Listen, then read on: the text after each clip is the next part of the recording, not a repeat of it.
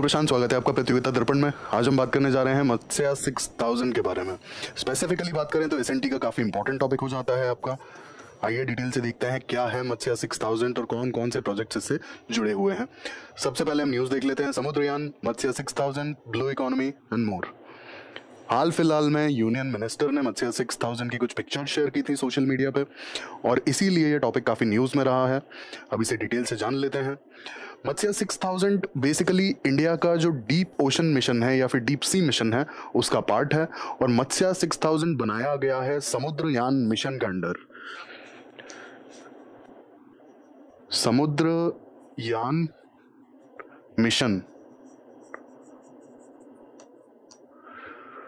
अब यहां पर तीनों चीजें जुड़ी हुई हैं। मत्स्या 6000 को बनाया गया है समुद्रयान मिशन के अंडर में और समुद्रयान मिशन एक सब मिशन है डीप सी मिशन या डीप ओशन मिशन का। इंडिया डीप सी मिशन पे काफी समय से काम कर रहा है और specifically ministry of earth sciences इसमें काफी ज्यादा इन्वॉल्व है। और अगर मत्स्या 6000 की बात करें तो national institute of ocean technology Chennai ने इसे डिजाइन किया है और बनाया है। और बेसिकली हाल फिलहाल में एक टाइटन सबमर्सिबल, ये न्यूज में रहा था क्योंकि इसका कैटास्ट्रोफिक इंप्लोजन देखने को मिला था। ये कुछ मत्स्या 6000 जो है टाइटन सबमर्सिबल जैसा सिमिलर होगा। अब यहां पर जो नाम है इसका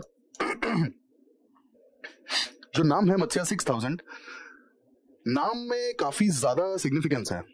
क्यों है? मत्स्या 6000 बेसिकली नाम इसीलिए रखा गया है क्योंकि ये 6000 मीटर्स की डेप्थ तक जा सकता है। आइए अब डिटेल से इसे देख लेते हैं मत्स्या 6000 है क्या और इसके एक एक फीचर पे बात करेंगे। हम ऑलरेडी जान चुके हैं कि ये NIOT यानी कि national institute of ocean technology ने बनाया है। और यहां पर मैं एक खास बात बता दूं कि मत्स्या 6000 को बनाने में इसरो का भी रोल रहा है। रीजन बीइंग NIOT ने इसे डिजाइन किया है, लेकिन जो हल होता है ना, हल एज इन सपोज ये आपका साइड व्यू है आपकी सबमर्सिबल का। ये साइड व्यू में आप देख रहे हैं कि यहाँ आपके जो पैसेंजर्स हैं यहाँ कहीं होंगे। तो ये जो हेमिस्फेरिकल आप देख रहे हैं ना, ये पूरा सर्कल है और ये दो हेमिस्फेयर्स को जोड़कर बनाया गया है। और ये जो आउटर कवरिंग है ना, जो आउटर प्रोटेक्शन है, बेसिकली इसी को हल कहते हैं। ये बना हुआ है टाइटेनियम का, 80 mm thick titanium as well as syntactic foam. अब यहाँ पे एक खास बात यह है कि सिंटैक्टिक फोम इसीलिए ऐड की गई है कि वर्स्ट केस सर्कमस्टांसेस में ये जो सबमर्सिबल है ये फ्लोट करके धीरे धीरे ऊपर की तरफ आ सके, जिससे इसे ढूंढना आसान हो अगर किसी तरह का मशीनरी मालफंक्शन होता है तो। इसके अलावा मिशन 3 नेविगेटर्स को भेजने के लिए बनाया गया है, यानी कि जो स्पेस है अंदर इसके 3 नेविगेटर्स के लिए स्पेस बनाया गया है इस मिशन में, ये सबमर्सिबल में। अब ये जो हल की हम बात कर रहे थे, ये हल डिजाइन किया है टाइटेनियम का बना है और इस हल को डिजाइन किया है इसरो ने।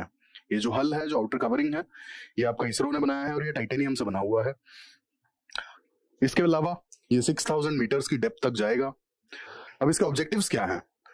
ऑब्जेक्टिव्स एज इन सबसे पहला जो काम करेगा ये डीप ओशन रिसोर्सेज के एक्सप्लोरेशन के बारे में और डीप सी टेक्नोलॉजीज कितनी एफिशिएंटली काम कर सकती हैं और क्या क्या डीप सी टेक्नोलॉजीज हमें चाहिए सब सी मिशंस के लिए, उससे रिलेटेड हमें इंफॉर्मेशन प्रोवाइड करेगा। इसके अलावा इंडियन गवर्नमेंट ब्लू इकोनॉमी पे काफी जोर शोर से काम कर रही है, तो ब्लू इकोनॉमी इनिशिएटिव्स को भी एक्सप्लोर करना इसके ऑब्जेक्टिव के साथ में अलाइन करता है। आइए आगे चलते हैं। डीप ओशन मिशन के थोड़े से कॉन्सेप्ट्स की बात कर लेते हैं। क्या है डीप ओशन मिशन? हम ऑलरेडी इसका एक सब मिशन देख चुके हैं, समुद्रयान मिशन, जिसके अंडर में मत्स्या 6000 बनाया गया है।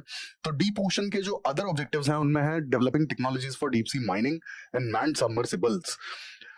अब जैसा कि मैंने आपको बताया था कि रिसोर्सेज एक्सप्लोर करने के लिए मत्स्या 6000 डीप सी मिशन लेगा और ये जो डीप सी मिशन है बेसिकली यहाँ पे वो सारे रिसोर्सेज होंगे जिन्हें डीप सी माइनिंग के थ्रू निकाला जा सकता है, जैसे कि पॉलीमेटालिक नोड्यूल्स। अब पॉलीमेटालिक नोड्यूल्स एक्चुअल में जैसे अपन बात करें थोड़ा सा डिटेल में, तो जो SEZ है, SEZ में माइनिंग की जा सकती है। इसके अलावा इंटरनेशनल सीबेड जो है ये पॉलीमेटालिक नोड्यूल्स की माइनिंग के लिए भी पर्टिकुलर रीजन्स को अलॉट करता है अपार्ट फ्रॉम SEZ। तो अब यहाँ पर पता भी तो होना चाहिए कि कौन से मिनरल्स जो हैं ऑलरेडी लाई कर रहे हैं और क्या वो इकोनॉमिकली बेनिफिशियल हैं। क्या उन्हें हम जितना एक्सपेंस लगा के उनकी माइनिंग करेंगे उतना हमारे काम के मिनरल्स वहाँ से निकल पाएंगे, या फिर वो हमारे लिए जो है नॉन इकोनॉमिकल हो जाएगा, अनइकोनॉमिकल हो जाएगा। तो इसीलिए जरूरी है कि डीप सी माइनिंग के लिए पहले एक्सप्लोरेशन होनी चाहिए कि जो मिनरल्स हैं वो प्रॉपरली अवेलेबल हैं या नहीं है, और उनका एक्सपेंस कितना है, और मिनरल्स की माइनिंग इकोनॉमिक रहेगी या नहीं रहेगी। इसी को लेकर के ये सारे एक्सप्लोरेशन के जो प्रोजेक्ट्स हैं इन पे काम किया जा रहा है, और ऐसे मिशंस आगे भी इंडिया प्लान कर रहा है। हालांकि मत्स्या 6000 का प्लान है 2024 से 2026 के बीच में वो तैयार हो जाएगा, और ये इंडिया का पहला मैन्ड ओशन मिशन होगा। दूसरे ऑब्जेक्टिव की बात करेंगे डीप ओशन मिशन की, तो दूसरा ऑब्जेक्टिव है development of ocean climate change advisory services. Next objective is innovation for exploration and conservation of deep sea biodiversity, advance marine station for ocean biology, deep ocean survey and exploration, energy and fresh water from ocean. अब energy काफ़ी ज़्यादा important हो जाता है, reason being India का case आप जानते ही हैं। इंडिया में जितना ऑयल यूज़ होता है उसका 85% इम्पोर्ट किया जाता है, और यही कारण है कि डीप ओशन मिशन के तहत हम ये भी चाहते हैं कि हम एनर्जी के रिसोर्सेज अगर एक्सप्लोर कर पाएँ और हमें मिल जाए तो हमारे लिए काफ़ी ज़्यादा बेनिफिशियल होगा। इसीलिए ये डीप ओशन मिशन का एक ऑब्जेक्टिव है एनर्जी रिसोर्सेज की एक्सप्लोरेशन। तो ये सारे हमने कंपोनेंट्स की बात की, क्या क्या ऑब्जेक्टिव्स हैं डीप ओशन मिशन के। आप देख सकते हैं काफ़ी वैरायटी ऑफ ऑब्जेक्टिव्स हैं, सिर्फ एक एक्सप्लोरेशन की बात यहाँ पर नहीं की जा रही है, सिर्फ और सिर्फ मिनरल एक्सप्लोरेशन की बात भी नहीं की जा रही है, यहाँ पे एनर्जी की भी बात की जा रही है, यहाँ पे डीप ओशन सर्वे की भी बात की जा रही है, मिनरल्स एक्सप्लोरेशन की भी बात की जा रही है, स्टेशंस की भी बात की जा रही है, डीप ओशन बायोडाइवर्सिटी के कंजर्वेशन की भी बात की जा रही है, क्लाइमेट चेंज एडवाइजरी सर्विसेज की भी बात की जा रही है, as well as deep sea mining की भी बात की जा रही है। तो हर एक एस्पेक्ट में देखा जाए तो एक तरीके से हॉलिस्टिक मिशन है ये, सिर्फ और सिर्फ यहाँ पे मिनरल्स या माइनिंग की बात नहीं हो रही है, उसके अलावा भी काफी सारे एस्पेक्ट इसके हैं। अब हमने जो बात की थी कि मत्स्या 6000 इज मोर और less similar to Titan. Titan का एक्चुअल में कैटास्ट्रोफिक इम्प्लोजन हुआ था, इस पर भी हम थोड़ी सी नजर डाल लेते हैं जिससे हमें समझ में आएगा कि मत्स्या 6000 की एक्चुअल में डिजाइन कैसे टाइटन से इंस्पायर्ड है। अब टाइटन एक्चुअल में एक कंपनी है ओशन गेट, ये डीप सी मिशंस पर टूरिस्ट को भेजती है। और टाइटन जो है, टाइटन बनाया गया था कार्बन फाइबर और टाइटेनियम यूज करके। इसका जो आउटर हल है, बेसिकली ये जो हल है, आउटर कवर जो है, इसमें carbon fibre as well as titanium दोनों यूज किए गए थे। टाइटेनियम की एक खास बात मैं बता दूं, आपने मत्स्या 6000 में भी देखा और टाइटन में भी आपने देखा कि टाइटेनियम को यूज किया गया। इसका रीजन ये है कि ये स्टील जितना स्ट्रेंथ मतलब है, स्टील जितना स्ट्रांग है बेसिकली उतना स्ट्रेंथ प्रोवाइड करवाता है। एल्यूमिनियम से जस्ट डबल स्ट्रांग है, ये जो स्ट्रेंथ है एल्यूमिनियम के कंपैरिजन में जस्ट डबल है टाइटेनियम की। स्टील के सिमिलर स्ट्रेंथ है, बट यहाँ पर जो मेन कंसर्न आता है ना वो आता है वेट का। वेट की अगर बात की जाए तो स्टील का ऑलमोस्ट 40% टाइम्स ये हल्का है, यानी कि स्टील से 40% टाइम्स कम वेट है। इसके अलावा एल्यूमिनियम की बात की जाए तो ऑल्दो एल्यूमिनियम से डबल स्ट्रेंथ है टाइटेनियम की, लेकिन वेट के कंपैरिजन में 60% कम वेट है। तो आप देख सकते हैं कि स्टील का बिल्कुल सिमिलर यहाँ पर स्ट्रेंथ है, बट वेट जो है 40% कम है स्टील के कंपैरिजन में। और एल्यूमिनियम की बात की जाए तो स्ट्रेंथ टाइटेनियम की जस्ट डबल है, लेकिन वेट ऑलमोस्ट 60% कम है। तो इट्स ऑल अबाउट वेट, इसीलिए डीप सी मिशंस में यूज किया जाता है। दूसरा, टाइटेनियम जो है काफी ज्यादा इलास्टिक है। इलास्टिक एज इन के आपको यहां पर मैं एक बस डिफरेंस बता दूं। इलास्टिक से मतलब आप क्या समझते हैं? आपने जैसे एग्जांपल के लिए आपके दिमाग में सबसे पहले आया होगा रबर बैंड इज इलास्टिक या फिर रबर इज इलास्टिक। आपकी जानकारी के लिए मैं बता दूं स्टील सबसे ज्यादा इलास्टिक होता है, ठीक है, कंपैरेटिवली। टाइटेनियम की बात अभी हम नहीं कर रहे हैं, हम सिर्फ इलास्टिक की बात कर रहे हैं, और यहाँ मैं एग्जांपल के साथ में आपको समझाऊंगा कि इलास्टिसिटी होती क्या है। अब यहाँ पर हम स्टील की बात कर रहे हैं, और स्टील कैसे इलास्टिक है, तो इसके लिए मैं आपको इलास्टिक की डेफिनेशन बता दूं। इलास्टिक का मतलब होता है कि किसी भी लाइक ऑब्जेक्ट पर या किसी भी मटेरियल पर जब आप प्रेशर या फोर्स अप्लाई करते हैं तो वो अपनी ओरिजिनल पोजीशन में लौट कर आ जाए, वही है इलास्टिक, ठीक है।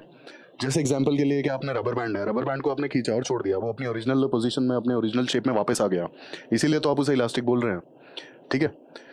सेम होता है स्टील के केस में, स्टील भी काफ़ी ज़्यादा इलास्टिक है, इसीलिए रेनफोर्समेंट, जो बिल्डिंग्स में रेनफोर्समेंट यूज़ होती है उसमें स्टील यूज़ किया जाता है। जो आप बार्स देखते हैं वो सारी स्टील्स की होती हैं, कंस्ट्रक्शन के काम में जो भी आप देखते हैं, those are not iron bars.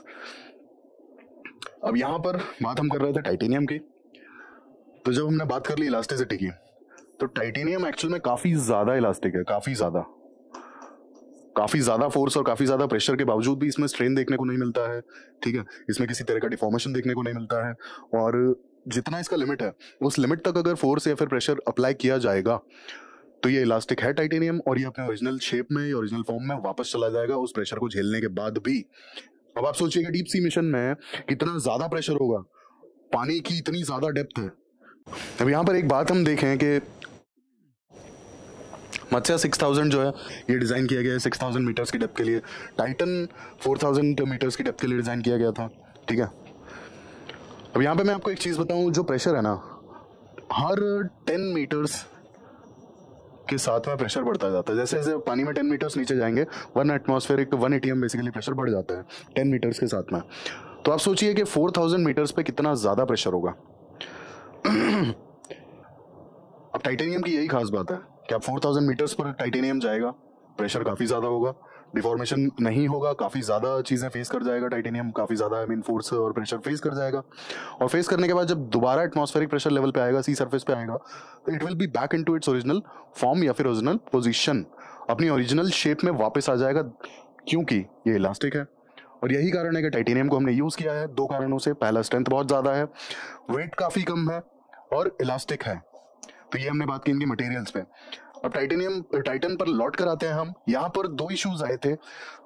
Carbon fibre जो हल है वो कार्बन फाइबर यूज करके बनाया गया था। कार्बन फाइबर बेसिकली एक पॉलीमर होता है, तो ये पॉलीमर यूज करके बनाया गया था। बट पॉलीमर की एक जो बात बाद में देखने को आई वो ये आई कि 2 कार्बन फाइबर स्ट्रॉन्ग तो बहुत है, लेकिन फ्रैक्चर रेजिस्टेंस नहीं है, फ्रैक्चर रेजिस्टेंट नहीं है। फ्रैक्चर मतलब इसमें अगर क्रैक पड़ गया तो ये टूट जाएगा, ठीक है। स्ट्रॉन्ग है लेकिन इसके बावजूद भी फ्रैक्चर रेजिस्टेंट नहीं है। अब टाइटन की बात की जाए तो जो हमें कैटास्ट्रोफिक इंप्लोजन जिस टाइटन में देखने को मिला, ये बेसिकली आरएमएस टाइटैनिक, जी हाँ, जिस पर मूवी आई थी वही वाला टाइटैनिक, उस टाइटैनिक का जो मलबा है, जो रैकेज है, उसे देखने के लिए गए थे। अब ये कहाँ है रैकेज? ये है अटलांटिक ओशन में। अटलांटिक ओशन में इसका जो मलबा है, जो रैकेज है, वो पड़ा हुआ है, उसे देखने के लिए गए थे। बट कुछ खराबी आई और कुछ पार्ट्स फेल कर गए।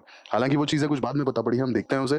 बट बेसिकली ये आरएमएस टाइटैनिक के मलबे को देखने गए थे और वहीं पे ये मिसहैप हो गया, कैटास्ट्रोफिक इंप्लोजन हो गया। अब बाद में ये चीज सामने आती है कि कुछ एक सर्टेन पार्ट्स जो हैं वो हार्डली 1500 मीटर्स की डेप्थ के लिए ही डिजाइन थे। मतलब सी में आप 1500 मीटर्स की डेप्थ तक जा सकते हैं कुछ सर्टेन पार्ट्स के साथ में, बट टाइटन का जैसा कि हमने देखा वो 4000 मीटर्स तक चला गया था, ठीक है।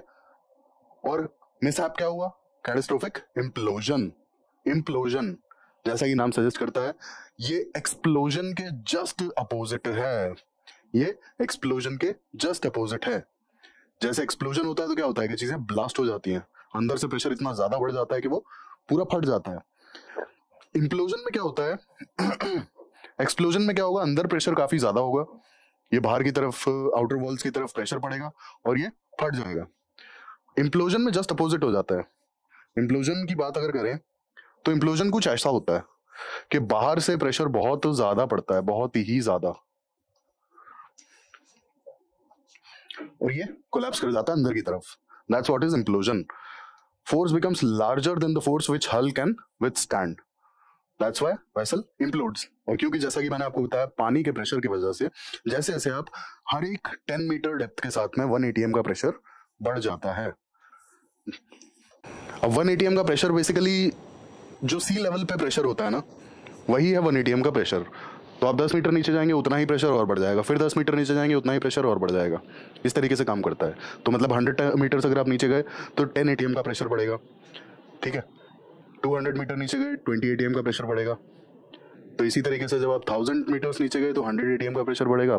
4000 मीटर्स की डेप्थ में गए सी में तो आपका 400 ATM का प्रेशर बढ़ जाएगा। यानी कि आप कंपेयर करें अगर, तो जितना सी सरफेस लेवल पे प्रेशर होता है उसका 400 टाइम्स प्रेशर होगा 4000 मीटर्स की डेप्थ पर। उस प्रेशर को सस्टेन करने के लिए आपको बहुत ज्यादा स्ट्रॉन्ग मटेरियल्स चाहिए, आपको प्रॉपर टेस्टिंग करनी पड़ेगी अपने इक्विपमेंट्स की। अब यहाँ पर यही इशू हो गया कि कुछ इक्विपमेंट जो है उस डेप्थ के लिए शायद डिजाइन थे ही नहीं, और हल जो है आउटर, मेरा मतलब है सरफेस, ये जो है आपका जो भी सबमर्सिबल है उसका outer surface, that's what is हल। हल जो है उतना प्रेशर फेस ही नहीं कर पाया और इम्प्लोड कर गया। अब यहाँ पर 2 डिफरेंस हमें समझने होंगे, बेसिकली सबमरीन का एज वेल एज सबमर्सिबल का। सबमरीन कोई भी अंडर वाटर व्हीकल है जिसके पास में खुद का पावर रिसोर्स होता है और ये इंडिपेंडेंटली कहीं भी आ जा सकता है। बट सबमर्सिबल कंपैरेटिवली छोटा होता है, इनके पास बहुत ज्यादा पावर सोर्स नहीं होता है और इन्हें एक शिप की जरूरत पड़ती है। इन्हें एक शिप की जरूरत पड़ती है जो इन्हें लॉन्च कर सके और जब ये सरफेस पर वापस आए तो इन्हें रिकवर करके और कोस्ट तक ला सके। तो हाल फिलहाल में हमने जो टाइटन एज वेल एज मत्स्य 6000 की बात की, ये सबमर्सिबल है, सबमरीन्स नहीं है, क्योंकि इनका खुद का बहुत बड़ा पावर सोर्स नहीं है। अब इस रेलेवेंस की बात की जाए जो टाइटन के एक्सीडेंट की, तो यहाँ पर जो मैंने चीजें आपको बताई कि कुछ इक्विपमेंट्स शायद 4000 मीटर्स के डेप्थ के लिए डिजाइन ही नहीं थे, इसलिए भी इंप्लोजन देखने को मिला। इसके बाद क्योंकि मत्स्य 6000 जो है, टाइटन तो सिर्फ 4000 मीटर्स की डेप्थ तक ही गया, मत्स्य 6000 जो है हम डिजाइन कर रहे हैं इसे 6000 मीटर्स की डेप्थ के लिए। Matsya 6000 as the name suggest, 6000 means 6000 metres की डेप्थ के लिए डिजाइन किया जा रहा है। सी सरफेस से ये 6000 मीटर्स नीचे जाएगा एक्सप्लोरेशन के लिए। तो यहाँ पर हमें सेफ्टी के लिए काफी ज्यादा मतलब एक्सपीरियंसेस मिलेंगे। और जो इस एक्सीडेंट का रेलेवेंस है, इससे हम क्या सीख सकते हैं कि हमें अपने जो इक्विपमेंट्स हैं उनका प्रॉपर टेस्टिंग करना होगा, सेफ्टी वैल्यूएशंस करने होंगे। और लास्टली जैसा कि फ्लाइट्स में होता है ब्लैक बॉक्स, जितने भी आपके एयरक्राफ्ट होते हैं उनमें ब्लैक बॉक्स होता है, क्योंकि किसी भी तरह का मिसहैप होता है तो एटलीस्ट ब्लैक बॉक्स में सारी चीजें रिकॉर्ड हो जाती हैं।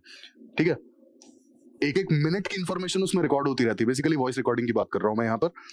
तो ब्लैक बॉक्स में एयरक्राफ्ट की सारी वॉइस रिकॉर्डिंग होती है, जिससे कि अगर किसी तरह का मिसहैप होता है और समझ में नहीं आता है तो एटलीस्ट पायलट्स की बात सुन के इस चीज का अंदाजा लगाया जा सके कि मिसहैप हुआ क्यों। तो इस चीज को हम अपने सबमर्सिबल में भी यूज कर सकते हैं, क्योंकि उस डेप्थ पे अगर किसी तरह का मिसहैप होता है तो हमें शायद रैकेज ढूंढने में ही बहुत समय लग जाएगा। टाइटन का भी जो रैकेज है काफी समय के बाद मिला था वो। ठीक है, तो ये थी हमारी आज की डिस्कशन। हमने डीप ओशन मिशन के बारे में डिस्कस किया, मत्स्य 6000 के बारे में डिस्कस किया और ये जाना कि वो समुद्रयान मिशन का पार्ट है, और डीप ओशन मिशन के ऑब्जेक्टिव्स के बारे में बात करी और पूरा डिटेल में हमने देखा कि कैसे टाइटन का जो मिसहैप हुआ था वो मत्स्य 6000 के लिए रेलिवेंट है। ये थी हमारी आज की डिस्कशन। Thanks for watching.